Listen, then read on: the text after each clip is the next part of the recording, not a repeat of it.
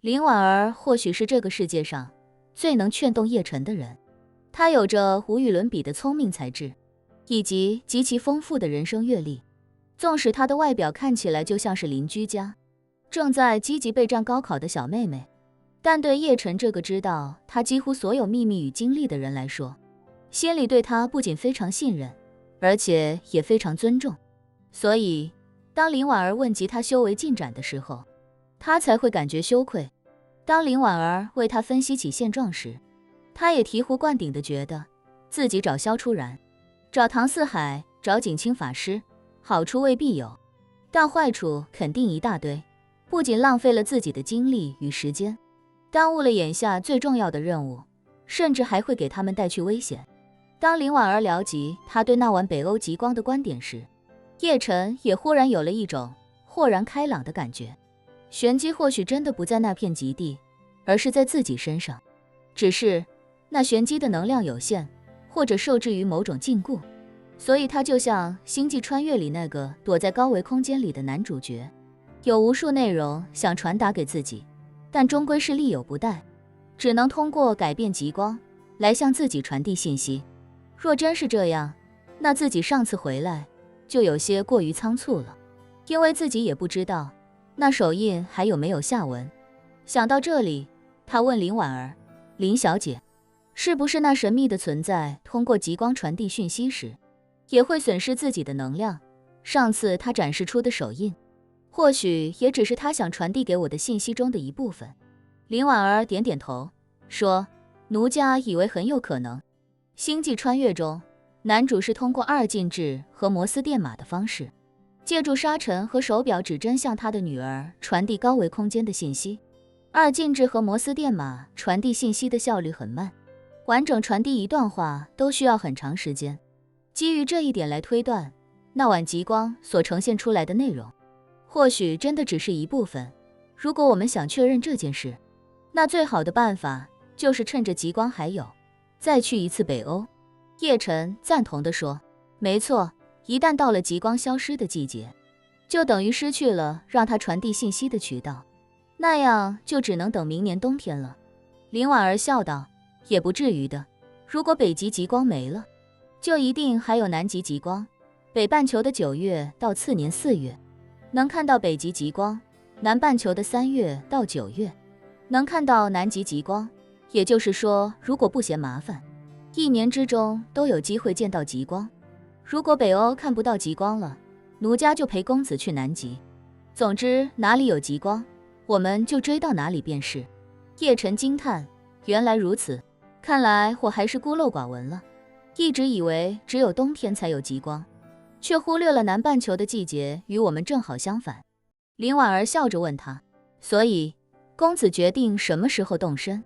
叶晨咬了咬牙，斩钉截铁地说：“明天就走。”林婉儿见他态度坚决，而且明天就要启程，心中大喜过望，立刻说道：“好，那奴家立刻着手准备，明天随公子再去北欧。”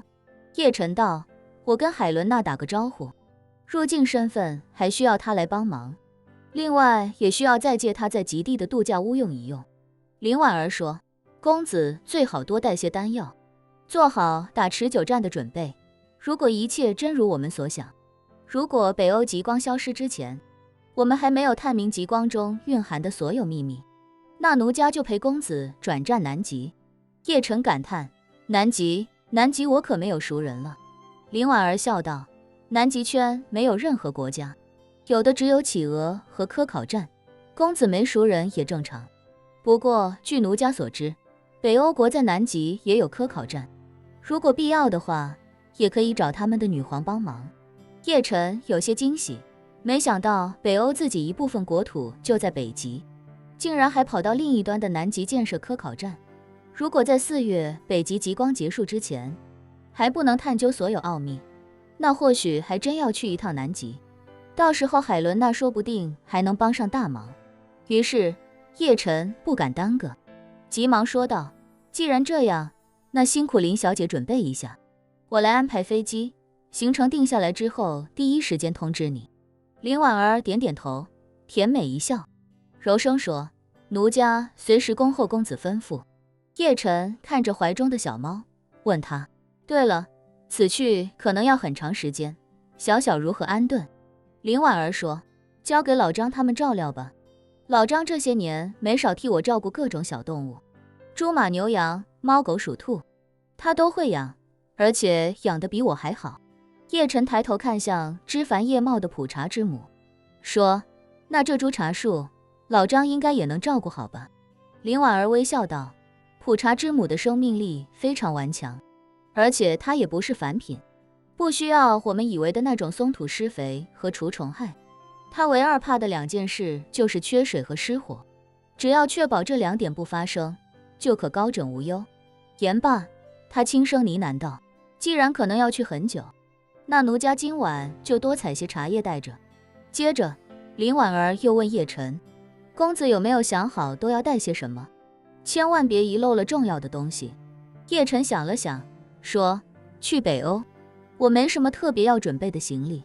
很多生活用品都可以委托海伦娜帮忙置办准备。以我跟她的交情，这点事情完全不需要客气，让她帮忙置办能省掉自己很多精力。我准备贴身携带的东西也不多，无非就是我炼制的那些培元丹，以及前段时间从太真道前掌门洪长青那里得来的药鼎。说到这里，叶晨忽然想到什么，脱口道，除了这些东西之外，可能还要带2个人跟我们一起。林婉儿惊讶地问，公子要带的是谁？叶晨叹息道，一个是破清会之前的定远薄云如歌，一个是之前右军都督府的佥事宋如玉。林婉儿恍然大悟，说，公子是怕这次去得太久，有什么变故会耽误替他2人解毒。叶晨心中暗道一声聪明，口中也坦诚地说道，没错，他2人都是真心要与我携手对抗破清会，只是体内的奇毒剩余时间不多，这段时间我一直让他们2人闭关修炼，但参考我这几日闭关的状态，想来他们俩闭关也很难静下心去。这次若是要走很久，我一来怕耽误替他们解毒，二来也怕他们未来如果长时间见不到我，感觉解毒希望愈发渺茫之后，会为了生存又动了重回破清会的心思。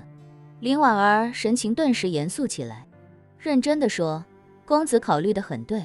若是越来越接近死亡，人的心态大都是会变的，若到生死关头，生存的希望只有吴飞燕的解药，他们动回去的心思也是正常，而且他们回去一方面可以为自己开脱，说自己只是被公子俘获，并未脱离破清会，一方面带回关于公子的消息，绝对是立下大功一件，因为这对吴飞燕来说绝对是极其重要的战略情报。叶晨点头道，所以还是要把他们带在身边更合适些。林婉儿道，奴家也这样觉得。叶晨微微笑道，既然如此，那我就先告辞了。行程定下来之后，第一时间通知林小姐。林婉儿也很干脆，笑着说，奴家送送公子。说罢，朝着叶晨怀中的小猫招手，小小快来，公子要走了。那小猫不知是听懂了林婉儿的话，还是看懂了林婉儿的手势，立刻从叶晨怀中起来，3两下便蹦到了林婉儿跟前。叶晨起身向外走，林婉儿和小小1人1猫便跟在后面。叶晨出了顶层别院的大门，便对林婉儿说，林小姐留步吧，不用再送了。林婉儿点点头，说，那奴家等公子消息。